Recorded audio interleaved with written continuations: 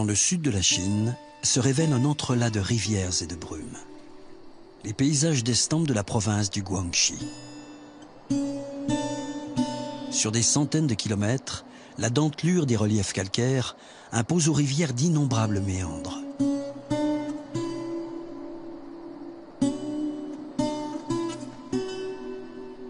Ces lieux de songe et de légende sont les berceaux d'un art ancien qui garde jalousement son mystère.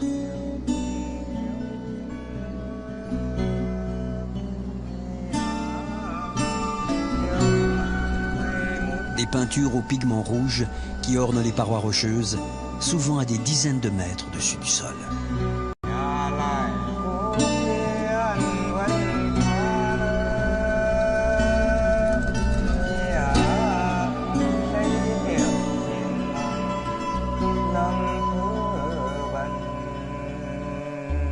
Qui étaient ces peintres de l'impossible?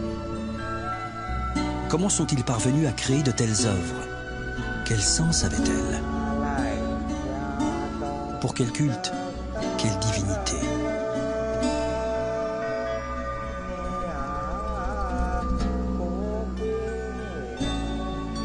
Depuis plus de 2000 ans, sur le site de Huashan, c'est même sur une falaise de 180 mètres que nous pouvons admirer leur travail saisissant. Certains affirment que Huashan signifie d'ailleurs la montagne aux peintures. Huashan, le plus grand monument de l'art rupestre mondial.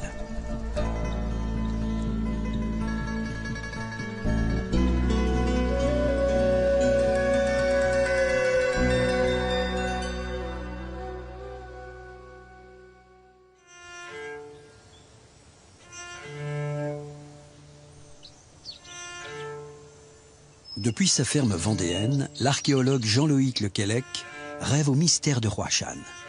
Directeur de recherche au CNRS, grand spécialiste de l'art rupestre, infatigable voyageur, Jean-Loïc n'est pourtant jamais allé jusqu'à Huashan. Et s'il est impatient de s'y rendre, ce n'est pas seulement pour la beauté des sites, mais parce que l'art de cette région du monde pourrait permettre de répondre à une question pour lui essentielle. Pourquoi l'art rupestre ? Qu'est-ce que c'est que cette idée de, sur une paroi, sur une montagne, sur une falaise, de dessiner des personnages, des animaux, des signes? C'est une drôle d'idée, en fait. Pourquoi? Pour qui? À destination de qui, hein? À Huashan, il y a possiblement des éléments de réponse, voilà. Notamment, au moins mythologiques. Et c'est à une période et dans un endroit où on avait l'écriture. La Chine, c'est aussi intéressant pour ça, c'est que c'est un des endroits du monde où il y a eu une invention d'écriture ancienne, et donc on a des textes très anciens. Alors du coup, là, il y a peut-être une connexion qui peut se faire. Ça peut au minimum nous éclairer sur le contexte. Ça aussi, c'est rarissime. Presque nulle part au monde, on a ce genre de choses pour des périodes aussi anciennes. Mythologie, légendes, et même textes datant de près de 3000 ans, aucun autre site d'art rupestre ne rassemble autant d'indices susceptibles de percer ces mystères. Pourtant, l'art de Huashan reste peu étudié par les chercheurs occidentaux. Et c'est bien ce qui attise aussi la curiosité de Jean-Loïc. Un véritable travail d'exploration mérite d'être lancé. C'est pourquoi, avec son ami le préhistorien anglais Paul Bann, ils ont résolu de s'y rendre enfin et d'explorer ensemble les énigmes de l'art de Huashan.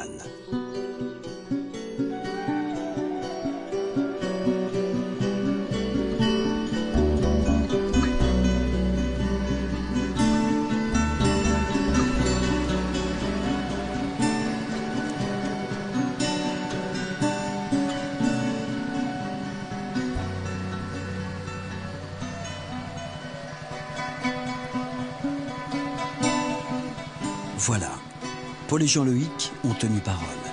Ils réalisent le rêve d'un voyage à Huashan.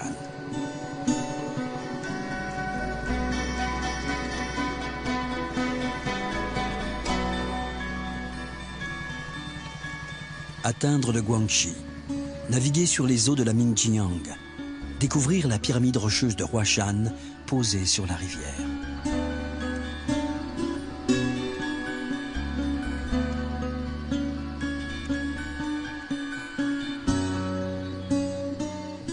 Que ressent-on lors d'un tel voyage? Rencontre-t-on ce pays de légende décrit dans les textes? Peut-on répondre enfin à toutes ces questions qui trottent dans la tête depuis des années?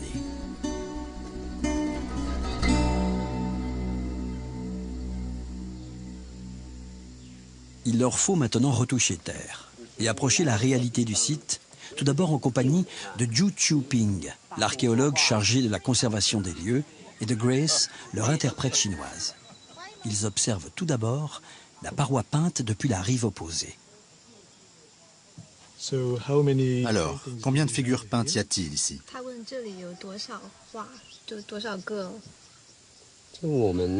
À Huashan, on a trouvé plus de 1951 peintures sur ce site. Quelle est la taille, la largeur et la hauteur de la partie peinte? De haut en bas, la paroi peinte fait 45 mètres de hauteur. Et la largeur totale est de 221 mètres. On ne voit pas très bien de là où on est, mais en fait, il y a beaucoup de petites peintures.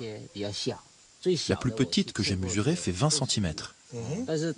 En général, elle mesure entre 80 cm et 1,60 m. Beaucoup de peintures sont plus grandes que nous. Surtout, il y a celle-là qu'on voit là-bas, au-dessus de la cime des arbres. La taille du personnage est de 3,60 m. Je me demande souvent comment ils ont pu peindre des personnages aussi grands. Ça devait être très difficile. Ces dimensions impressionnantes font de la grande falaise de Huashan une œuvre exceptionnelle, unique au monde. L'une des particularités de Huashan, c'est sa monumentalité. C'est le plus grand panneau d'art rupestre au monde. C'était sûrement leur intention de créer quelque chose de sidérant, d'énorme, d'impressionnant. Le cadre, c'est tout simplement la montagne. C'est une montagne entière, si je peux dire, qui est enfin une paroi de montagne qui sert de cadre, et ça prend d'un seul coup une ampleur. Moi, en tout cas, je ne pouvais absolument pas imaginer à quoi ça pouvait ressembler sur place. C'est un très beau paysage avec ses magnifiques reliefs calcaires, propres à la Chine du Sud-Est. Et la rivière en elle-même, avec des buffles sur les rives, des pêcheurs, des cultivateurs. Huashan, bien sûr, est incroyable. Cette grande face triangulaire, tout à fait spéciale pour les peintres de l'époque. Et en se rapprochant, on peut voir des figures émerger doucement. Et plus on se rapproche, plus c'est étonnant.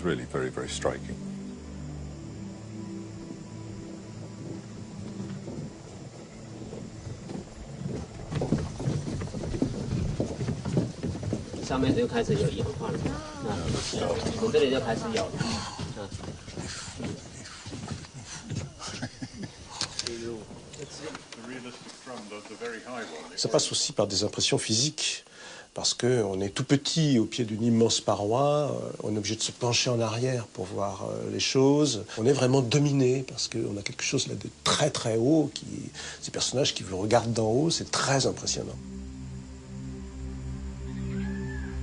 Si la montagne de Huashan représente le monument majeur de cet art ancien, Paul et Jean-Loïc découvrent, carte à l'appui, qu'il existe en fait plus de 80 sites secondaires répartis le long des deux rivières de la région, la Mingjiang et la Zhuojiang.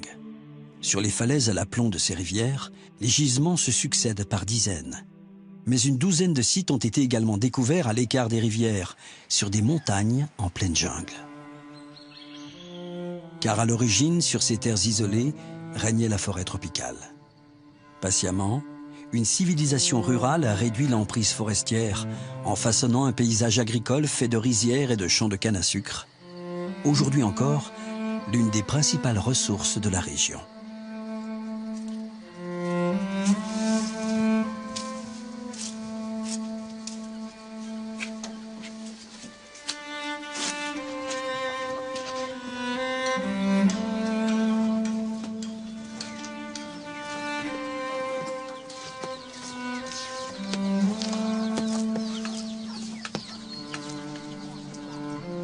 Ici, remonter le cours de la rivière, principale voie de circulation entre les grands massifs calcaires, c'est remonter le cours du temps.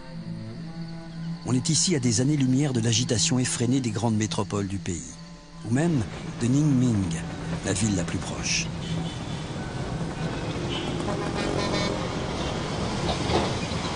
Le visiteur qui vient à Huashan doit d'abord traverser le chaos des usines et des chantiers perpétuels pour trouver un monde aux antipodes, fait de silence et de lenteur.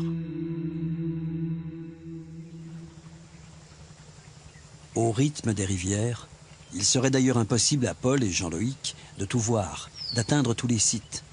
Suivant les conseils de Zhu Qiuping, ils décident de cibler plutôt 2 sites caractéristiques de la région, Jushan et Gaoshan.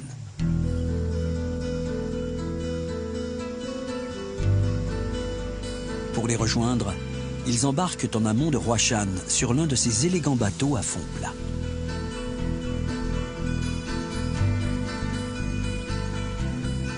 Comparé à Huashan, Jushan présente peu de panneaux ornés, mais se révèle bien plus vertigineuse encore.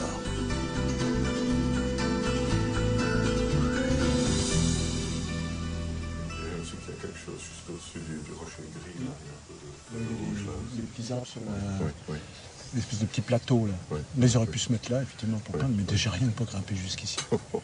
Très très mystérieux, ce qui les a poussés à faire de telles acrobaties pour arriver à des hauteurs invraisemblables, pour faire des peintures qui ne sont visibles que de loin. On dit souvent que pour une grande partie de la rupestre, il y avait une motivation très très forte. Oui. Parce que c'est dans des lieux assez difficiles d'accès souvent. Oui. Mais là, il faut une motivation incroyable. Oui. Vraiment, ça ne s'improvise pas. C'est pas quelqu'un qui vient ici et qui dit tiens, je vais faire 2-3 peintures. C'est certainement une très longue préparation. Ils ont probablement risqué de leur vie, parfois, pour faire ces choses. Et alors pourquoi choisir ces endroits-là particulièrement? Oui.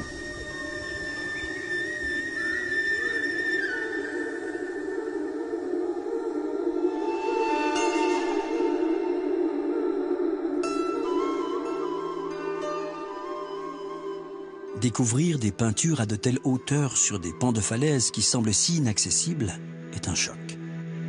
Comment ont-elles pu être réalisées? Voilà sans doute le premier grand mystère de l'art de Huashan.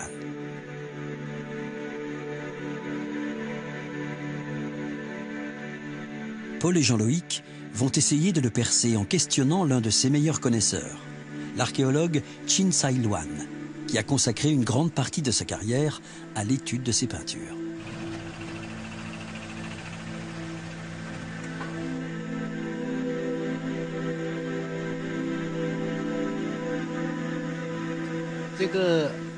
Après l'analyse de toutes les peintures de ce site, nous supposons qu'il peut y avoir différentes possibilités. La première, pour les parties basses, les peintres ont pu travailler à partir des terrasses, juste au-dessus de la rivière. Les peintures plus en hauteur, elles, ont pu être faites au moment des inondations, depuis des bateaux, ou alors depuis des échafaudages en bambou. Après, on ne trouve aucune explication, car depuis le sommet de la montagne, c'est impossible de descendre par une corde, et depuis la base, c'est impossible d'escalader. L'échafaudage en bambou est la seule explication plausible. Ici, dans le sud de la Chine, il y a beaucoup de bambou, donc la technique de l'échafaudage est très élaborée.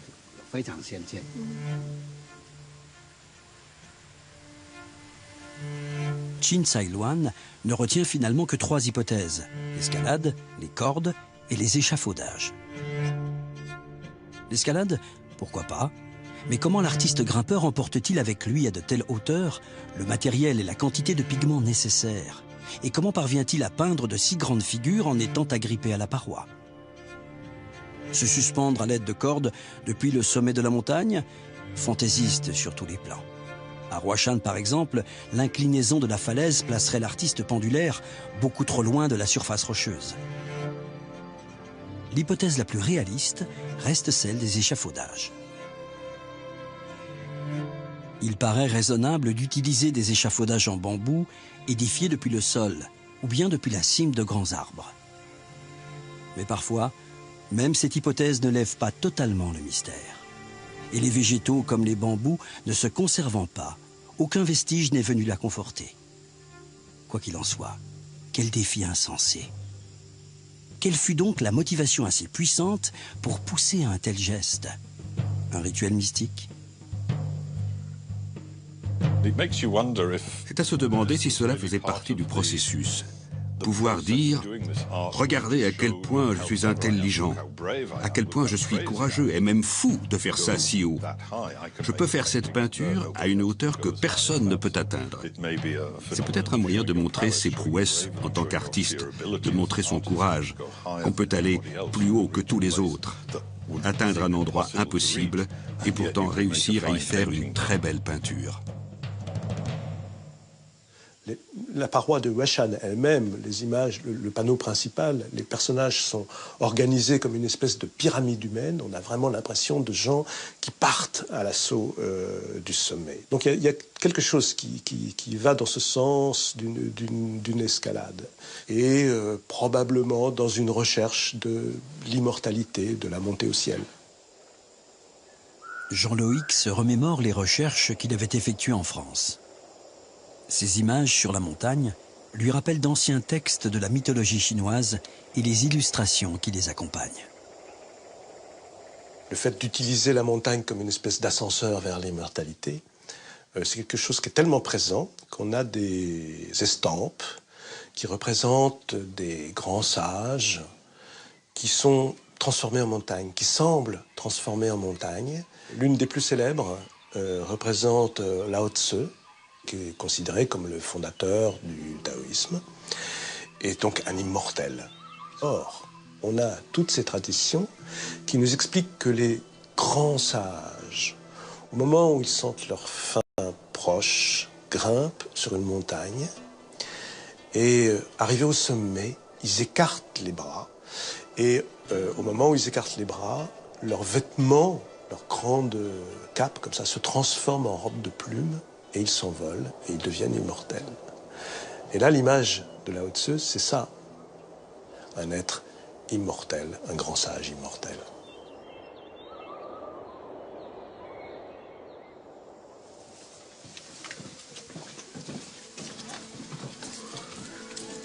Les mythologies chinoises livrent quelques pistes sur l'imaginaire de l'époque, et pour aller plus loin, Paul et Jean-Loïc ont besoin de reprendre l'enquête à partir des figures elles-mêmes. Et d'abord une question toute simple. Qu'est-ce qui est représenté? Les scènes du quotidien? Les instants de la vie réelle? Ou bien est-ce tout autre chose? Nous sommes devant une paroi vraiment typique de l'art de Huashan. Au centre, il y a cette grande figure de face qui semble représenter le personnage principal du panneau. Il porte une épée avec un pommeau circulaire et aussi une dague dans sa main droite. Sa tête semble coiffée d'un petit animal, alors qu'il se tient debout sur un autre animal énorme, celui-là. À l'évidence, c'est la figure centrale, le chef de la tribu. Tout autour, les autres personnages ont les mains levées. Beaucoup semblent accroupis, agenouillés, comme s'ils le vénéraient ou dansaient lors d'une cérémonie. Contrairement à beaucoup de représentations d'art rupestre qui évoquent des scènes de chasse ou de récolte, les peintures de Huashan représentent plutôt une cérémonie, un culte sacré.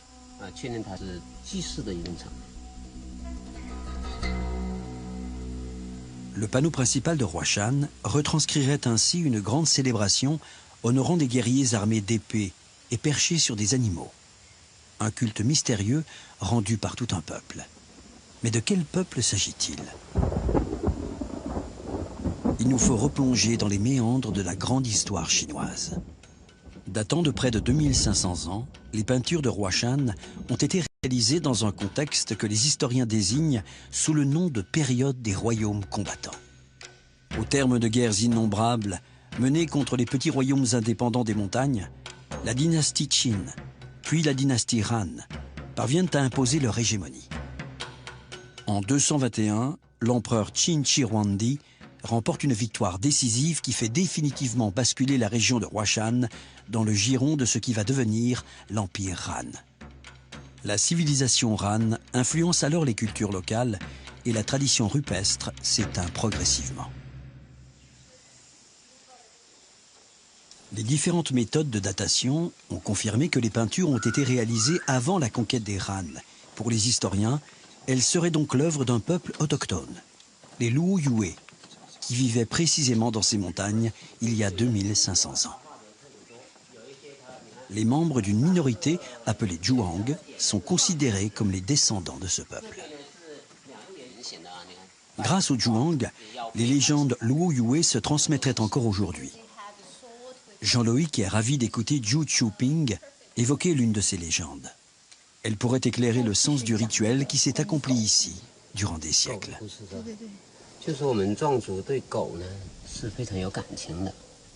Les Zhuang vouent un véritable culte aux chiens. Selon la légende, les Zhuang n'avaient pas encore le riz.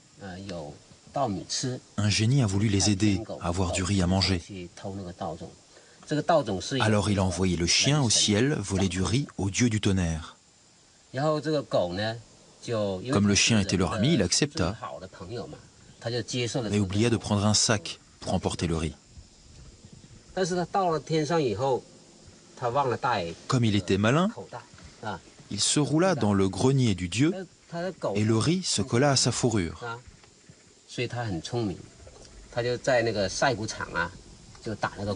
Hélas, le dieu du tonnerre le surprit et le punit. C'était un chien à 9 queues. Le dieu les lui coupa toutes sauf une. Le chien revint dans le monde des Zhuang avec quelques semences de riz encore collées à la seule queue qui lui restait. Les Zhuang les plantèrent. Et c'est là l'origine du riz que nous mangeons aujourd'hui.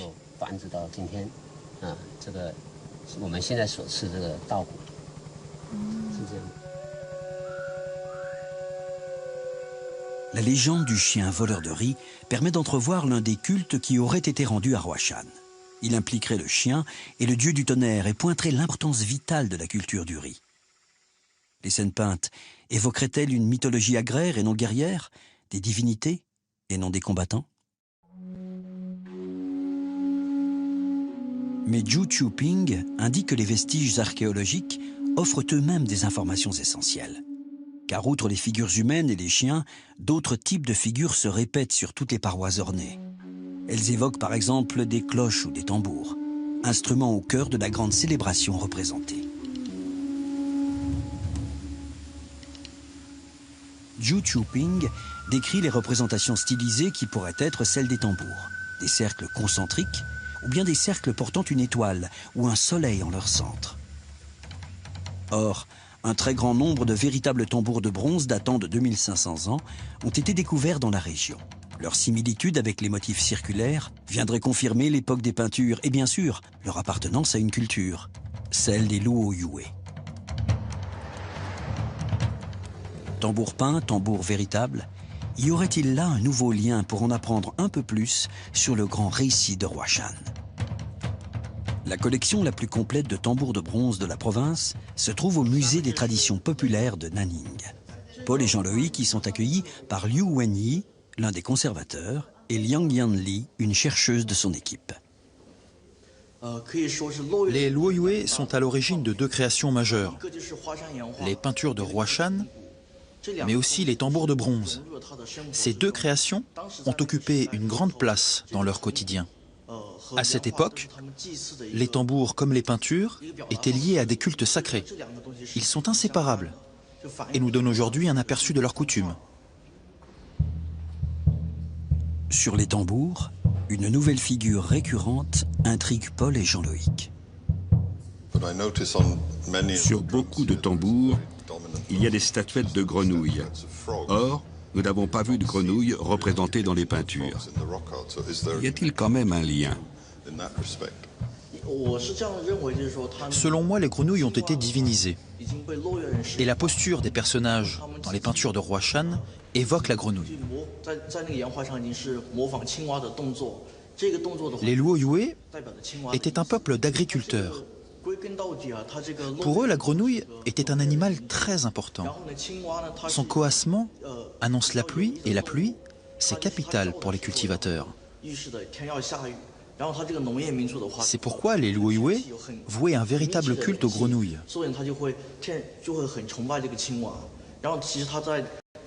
Chez les Zhuang, il y a aussi beaucoup de fables avec des grenouilles. Par exemple, la grenouille incarne le fils du dieu du tonnerre et il coasse pour demander la pluie.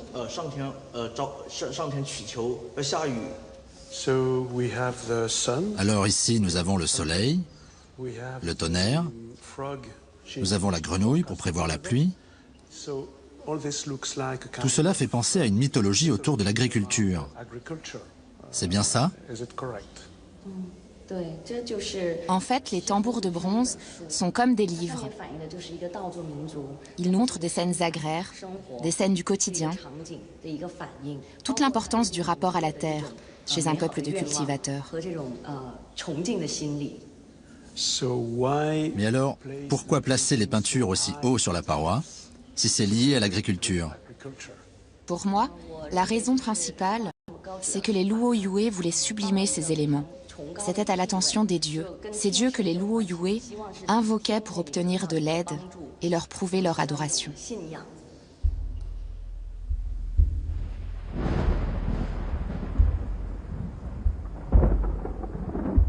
Ces objets et leurs ornements, représentés sur les peintures de Huashan, permettent d'admirer l'art des Luoyue et semblent confirmer l'hypothèse d'un rite agraire. L'art de Huashan se situerait ainsi à la croisée du quotidien et du spirituel. Or, les Zhuang, héritiers lointains des royaumes Luoyue, sont aujourd'hui encore un peuple de cultivateurs. Rencontrer la minorité Zhuang, serait-ce comme rencontrer les créateurs des tambours de bronze et surtout les auteurs des peintures, du grand récit originel de Huashan? Comment ne pas y songer? Paul et Jean-Loïc se rendent dans un petit village non loin de Huashan, en compagnie de Gan Shaozheng, conteur et chanteur en langue Zhuang. Grâce à lui, ils vont pouvoir rencontrer une famille de cette minorité. Même si la rencontre est brève, Jean-Loïc aimerait trouver quelques traces d'une continuité entre les Zhuang d'aujourd'hui et leurs lointains ancêtres.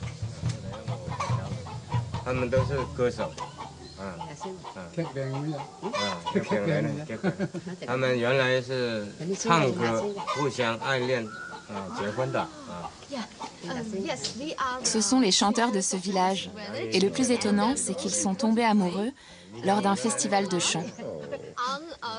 Alors il a chanté pour elle et elle a chanté pour lui. Ah, d'une façon traditionnelle.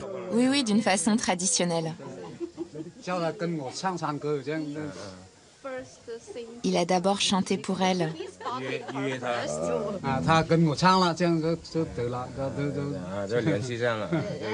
Et parce qu'il lui a plu, ils ont commencé à chanter ensemble.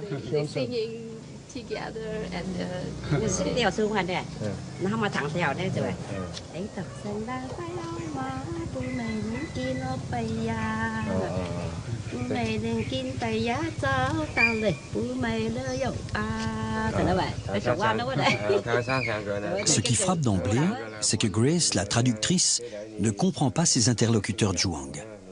Gan Shaozheng doit faire l'interprète. Il affirme que ces villageois connaissent tous les légendes et les chants anciens transmis en langue Zhuang. Mais il est impossible en si peu de temps d'explorer un monde si vaste. Ce qui est indéniable, c'est que la langue Zhuang identifie un peuple et sa culture. Pour moi, la connexion essentielle qui est toujours présente et qui est absolument évidente, c'est la langue. Pour moi, la langue, c'est le vecteur principal de la tradition orale, par définition, donc des chants. Et donc là, on a affaire à des gens qui sont porteurs de la tradition de Zhuang à l'évidence, en fait une partie de la tradition de Zhuang à l'évidence. Après, c'est pas étonnant que, en passant aussi rapidement, nous n'ayons pas trouvé, nous, les choses qu'on aurait vraiment souhaité trouver, le magnifique récit d'origine sur les peintures. Bon, ça aurait été un petit peu miraculeux, il faut bien le dire.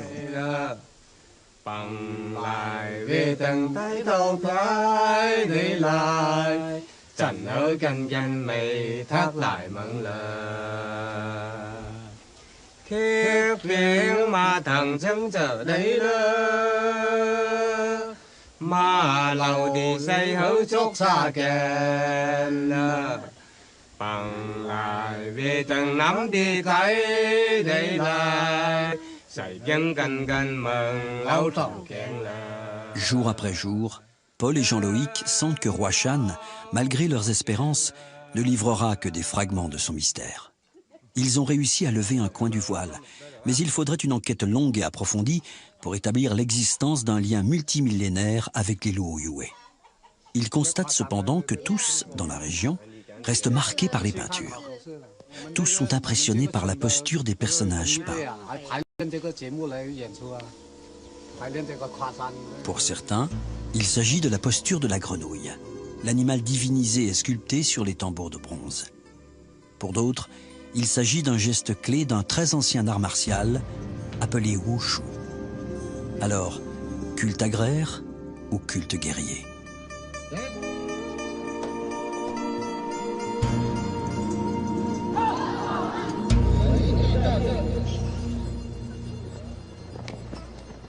Paul et Jean-Loïc comptent en savoir plus sur l'hypothèse d'une origine guerrière des peintures grâce à Gan Min, le chef de la police de Ningming, la ville voisine de Huashan. Car le policier est aussi et surtout maître de Wushu. La rencontre a lieu à l'école de Ningming à l'issue d'une démonstration à l'échelle toute chinoise. Quelle est la connexion entre ça et l'art rupestre? Parce que ce qu'on voit là, c'est la figure qui est sur un panneau de Huashan. Quel est le lien entre ce qu'on vient de voir et les peintures de Huashan? Le Huashan Kan est un sport issu du Wushu, qui a été créé pendant la dynastie Zhou, entre 256 et 145 avant Jésus-Christ.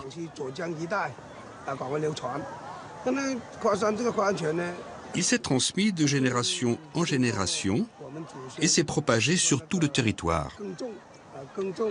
Il s'est développé durant la vie de nos ancêtres quand ils labouraient les champs, chassaient, se musclaient afin de résister aux agressions des autres tribus.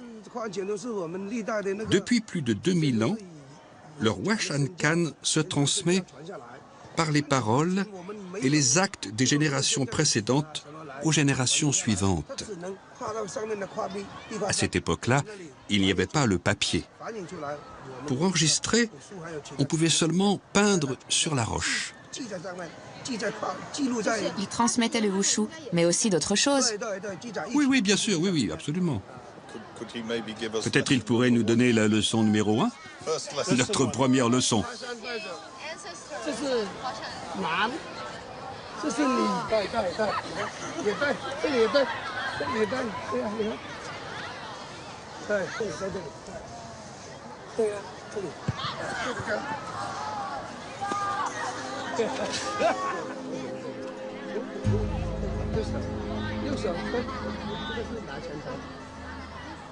J'avoue que je suis un petit peu réservé sur les lectures contemporaines de ces images.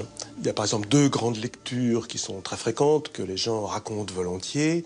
Une qui fait allusion aux grenouilles, à cause de la position des personnages qui ont les bras et les jambes symétriques comme ça et qui peuvent, si on veut, évoquer une grenouille. Pour d'autres, ça évoque le wushu, qui est une très ancienne technique de combat, etc., propre à la région, différent du wushu des autres régions, etc.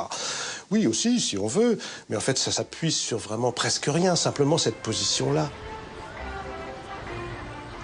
Ça correspond simplement à une réalité actuelle où les gens éprouvent le besoin de donner un sens à ces images. Ça, c'est très important. C'est pas dans tous les endroits du monde où se trouve un art rupestre que les gens des environs, d'abord, s'y intéressent, et non seulement s'y intéressent, mais cherchent à lui donner du sens, et estiment que ce sens est très important et que ce sens est même essentiel pour leur propre identité.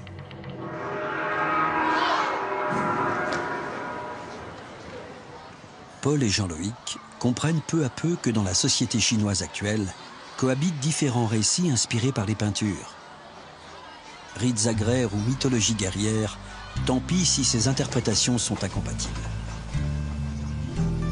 Les autorités n'hésitent pas à les fusionner dans un grand récit officiel, d'autant plus utile que le site est aujourd'hui candidat au patrimoine mondial de l'UNESCO. Partout, dans les hôtels, sur les serviettes de salle de bain, sur les lampadaires, sur les accotements de bord de route, on voit des images empruntées à l'iconographie de Huashan. Une dynamique est en marche. Elle met en œuvre de grands travaux d'aménagement et de mise en valeur des sites. Tout est redimensionné pour un accès massif au tourisme, mais aussi pour la sauvegarde des œuvres, avec par exemple une surveillance permanente par un circuit de caméras ou le lancement de programmes de relevés systématiques utilisant les dernières technologies. Paul et Jean-Loïc assistent d'ailleurs à une opération de relevé de la falaise de Huashan à l'aide d'un étrange procédé. Qu'est-ce que vous préparez ici, avec cette machine? Ceci est un scanner laser 3D. Cette technique permet d'effectuer un relevé en 3 dimensions à 360 degrés. Quel est le lien avec le drone? Les deux travaillent ensemble? Le scanner 3D nous donne seulement le relief. Et le drone, lui, nous donne les informations visuelles.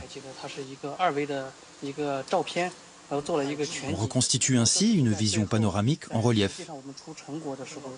En fait, nous combinons les données de 2 machines différentes. Les 2 outils ne travaillent pas ensemble, mais ils se complètent pour le rendu final. Le faisceau laser permet de cartographier avec une précision millimétrique le relief de la paroi peinte. En parallèle, cette même paroi est filmée en haute résolution par un drone. Les images et le relief scannés sont ensuite réunis par traitement informatique afin de reconstituer un relevé de la paroi en 3 dimensions avec une précision inédite. Paul et Jean-Loïc observent le résultat sur l'ordinateur du jeune ingénieur chargé du programme et sous le regard intrigué de Chin Tsai-Luan. Ce dernier avait, il y a une dizaine d'années, effectué un relevé exhaustif des peintures rupestres de la région, mais en utilisant une toute autre technique, à base d'aquarelle, bien plus artistique que numérique. À l'époque du premier relevé, un collègue dessinateur copiait les peintures de loin, avec une longue vue. Moi, je me tenais à côté pour l'aider avec une autre longue vue. Nous comparions au mieux avec l'original, mais les dimensions ne pouvaient être qu'une estimation.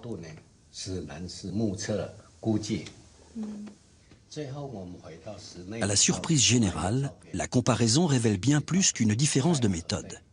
Elle permet de découvrir l'évolution du panneau principal de Huashan, ou plus exactement, sa dégradation. Jean-Loïc demande s'il est possible de comparer sur les 2 relevés une petite figure qu'il affectionne, celle du bateau.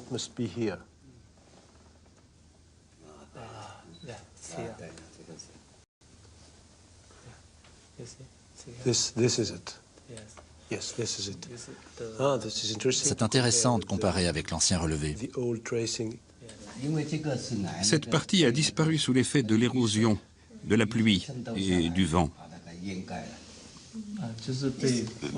Cette nouvelle technologie est fantastique pour produire plus d'informations, plus de données précises et aider ainsi à mieux observer la détérioration de certains des panneaux survenus durant les 30 dernières années. Jean-Loïc imagine déjà comment D-Stretch, le logiciel d'analyse colorimétrique qu'il utilise, pourrait compléter ces nouvelles techniques de scanner. En jouant sur la couleur des photographies, D-Stretch révèle en effet des motifs que superposition ou altération ont rendus quasi invisibles. Un procédé informatique qui enrichit la gamme des nouveaux outils à disposition des chercheurs. Chin Tsai-Luan propose alors de guider Paul et Jean-Loïc jusqu'à un très beau panneau situé loin de la rivière et qui est hélas presque totalement effacé. Peut-être le procédé de Jean-Loïc Permettra-t-il de redécouvrir ce panneau?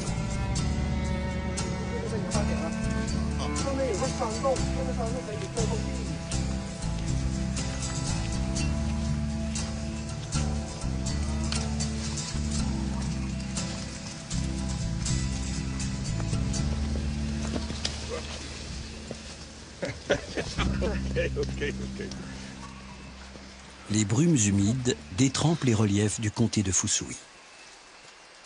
La bruine se transforme en pluie quand le petit groupe, formé autour de Paul et Jean-Loïc, tente de se frayer un chemin pour accéder au site de Balai.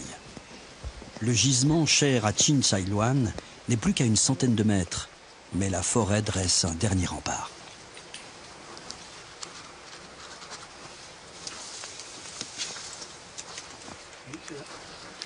Thank you.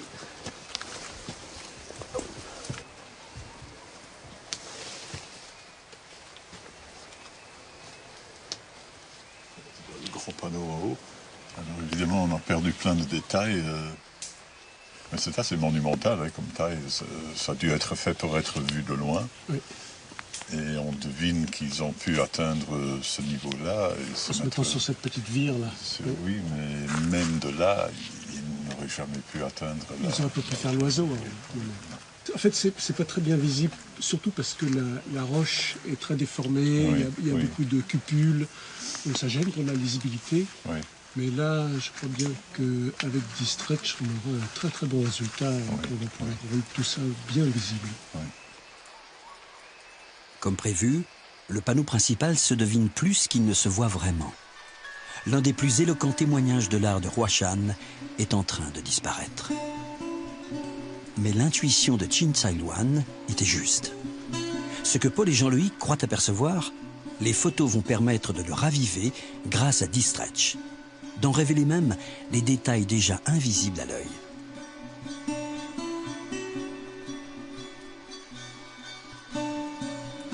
Le groupe découvre d'autres peintures en rejoignant un abri sous roche en contrebas. Les figures clés de l'art de Huashan sont au rendez-vous. Personnages avec leur posture et graphisme typiques, tambours et chiens. Toujours les mêmes images, même à des kilomètres de la rivière.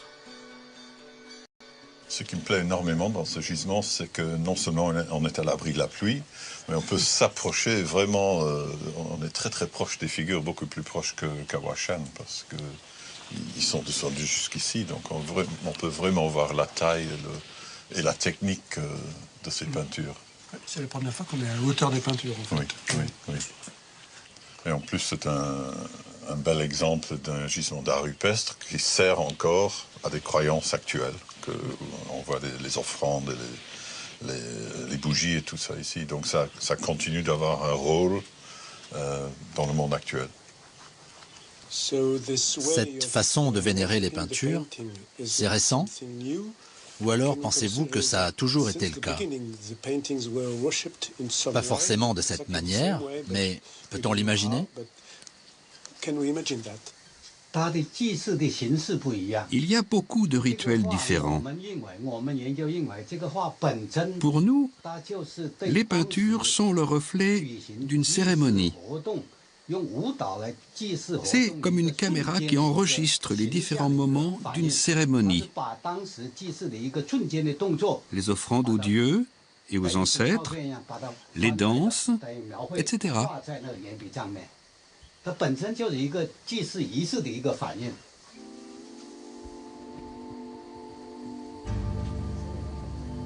La conversation terminée, Chin Sai Luan se met à l'écart et entame un rituel auquel Paul et Jean-Loïc ne s'attendent pas du tout de la part d'un scientifique.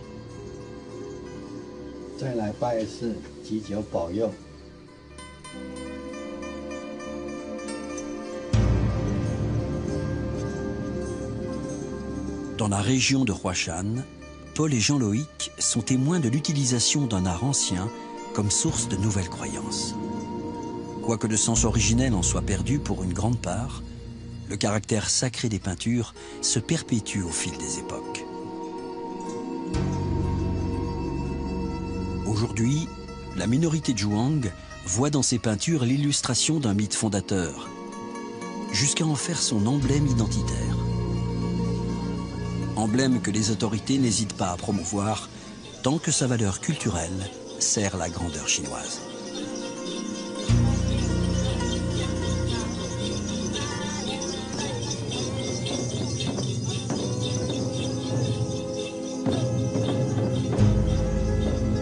Et comme tout mythe a besoin de héros, en voici deux. Huashan fête le retour des frères Zhu. Natifs de la région, les frères Zhu sont peintres plasticiens installés à Chicago et mondialement renommés.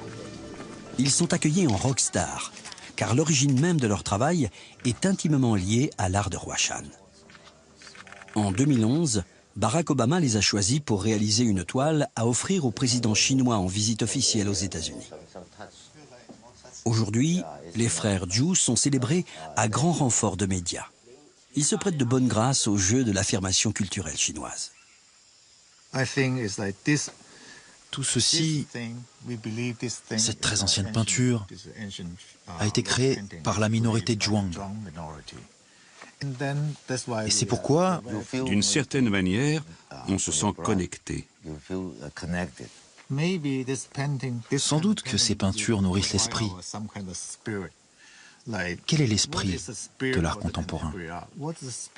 Quel est ce nouveau langage que l'on recherche, que tu recherches sans cesse?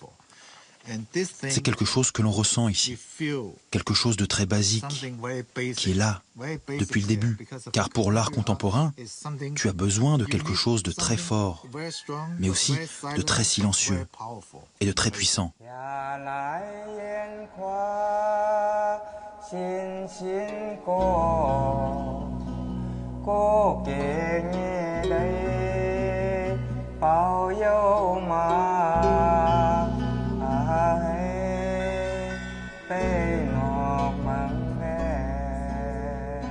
Ce jour-là, Paul et Jean-Loïc ne sont pas à Huashan pour rencontrer les frères Zhu. Mais ils connaissent leur travail et décident d'achever leur voyage en se rendant au musée d'art contemporain de Nanning. Ils y découvrent leur grande toile et y cherchent des liens avec l'art de Huashan. Le seul lien que je peux voir avec Huashan, ce sont ces deux grandes figures ici, et sans doute un tambour en dessous. Mais il ne s'agit pas du thème principal ici, c'est plutôt une allusion. Je trouve intéressant d'ailleurs que sur ce tableau, les éléments les plus proches des peintures originelles de Huashan se trouvent au centre. Et en même temps, c'est ce qu'il y a de moins visible.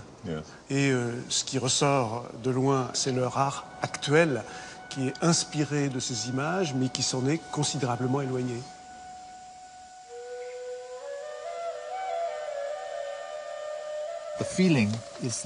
La sensation ici, c'est la liberté. Tout est question de sensation. Et ces peintres, il y a je ne sais pas combien de milliers d'années quand ils ont fait ces peintures. D'abord, ils n'avaient aucun croquis, pas de plan. Ils n'avaient que des couleurs très basiques. Et ils n'étaient pas préoccupés par des questions de goût. Ils sentaient que leur création était puissante, sacrée. Je pense que c'est comme un grand maître. Oui, un grand maître. Ils étaient très confiants dans ce qu'ils faisaient.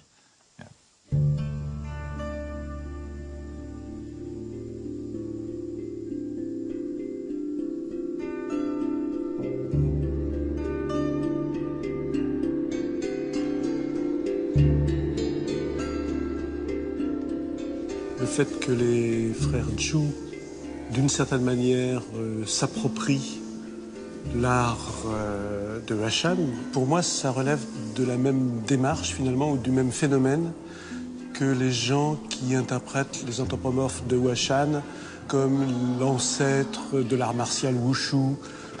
Et ça relève de la même démarche que les gens qui réinterprètent les images comme des dieux ou des esprits devant lesquels maintenant on fait des prières. Ce qui me semble important, c'est que finalement cet art est toujours vivant d'une manière ou d'une autre et que des gens complètement différents lui donnent chacun un sens différent qui, d'une certaine façon, continue à le faire vivre.